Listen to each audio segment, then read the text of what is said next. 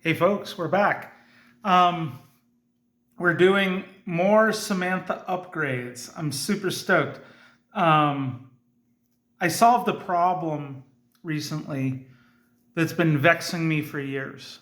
How do we hold tubes by the outside of them on an axis, similar to the seat tube axis here? If you notice, we're working on one person shooting here. I set up a V-block type situation here.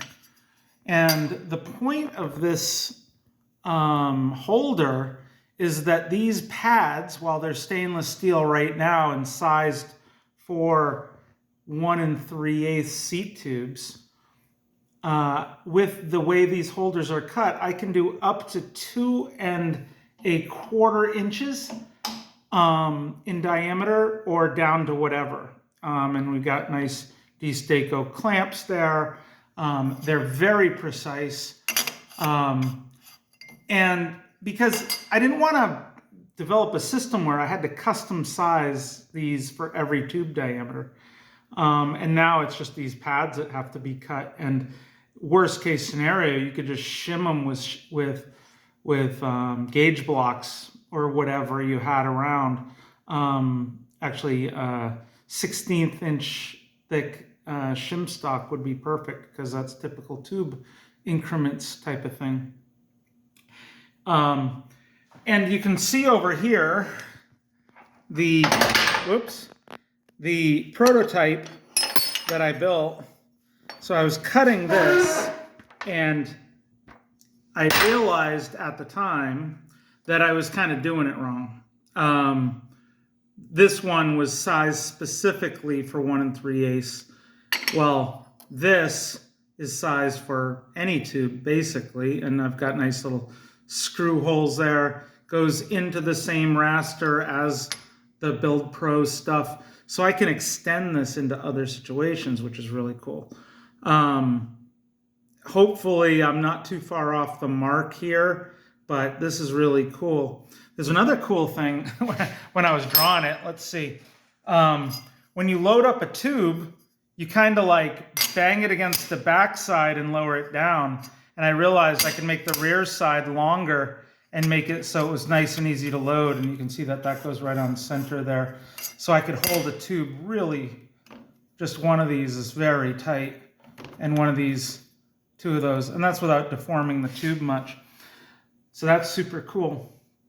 One of the less obvious modifications, if we go over here, these little runners underneath here, those had been 80/20 modifications.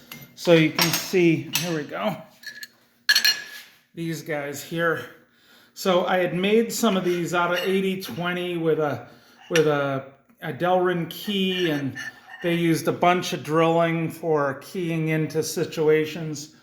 This system here, and maybe I'll throw a picture, a drawing on the website. That's one and done, and none of these crazy mods. And it's more dimensionally stable. It's flatter, and it really it's lower profile. It doesn't stick up as much over the deck height. I could maybe do some more to reduce that, but that makes things a lot more svelte. It's really cool. I'm liking that. So yeah, the improvements continue. Taking a break from improvements for a bit. I know I've been at it for a while. I'm building a mountain bike currently. This is the fixture set up for the mountain bike right now. I just have to, here we go. Oh, another thing about these seat tube guys, or tube block things. So if you look over here, I've got these pillars with little V-blocks on them that are adjustable. And those are for when I'm holding a tube. If you see, I've got 4 of them on the table. You know, when I'm holding a tube and supporting it on the middle, what's cool is I need to figure out something. I got 4 extra of these made, so I have 2 on the seat tube and 2 for the down tube and 2 for the top tube. I just haven't figured out how I want to do the height, Now, granted, this is coming late in the game, and I could have fit it into the Build Pro system so it plugged right into my fixture just right, but I'm gonna have to do something special now to get the center line matching the frame. And honestly, I haven't even sketched it, so I don't know if it's simple or complex, but I think that's gonna come after the next bike build. And that'll be cool because then just rock solid tubing holding in the midsection, make it a lot easier during the fit up and everything like that. So look at the web post. There'll be drawings there, I hope. Let me see, what else is cool? I don't know, it's all cool, you know. This is the fixture here. I'll go and zoom around. You can see various things. It's looking really good. I'm really stoked on it. I know I've been putting tons of time in it. I need to remove these scales from the side here.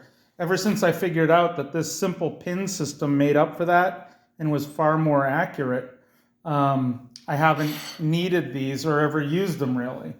I have my purge setups here. Again, like before, stainless steel, they don't melt. They go right through the cones. Cones can be removed, Cones can be removed and pulled straight up so that if you have to tricky frame removal, you can do that. I just had that set up for another reason before. So yeah, a lot of stuff really coming together. It's looking more elegant. It's looking simpler. I think there's another level of simplicity that this can do, but this is pretty good for right now. All right, so there you go. That's PVD land right now. We got the holidays. Thanksgiving's tomorrow. I love Thanksgiving. Thanksgiving and Halloween are two wonderful, wonderful holidays that every American can enjoy and certainly worth exporting. We need to bring Thanksgiving around the world. How's that? But yeah, I hope everyone's stoked. And yeah, turkey ride's tomorrow. So I've been going on the headless horseless ride. That's our Halloween ride at night. And now tomorrow morning is turkey ride, where we get to see a few thousand of our local friends out on the trails. And Ronen just made a cool new mountain bike for his fiancee Gabby, which is really something else. If folks are into bikes for small riders, this bike is something else. So look that up. Maybe I'll send a link. Bye.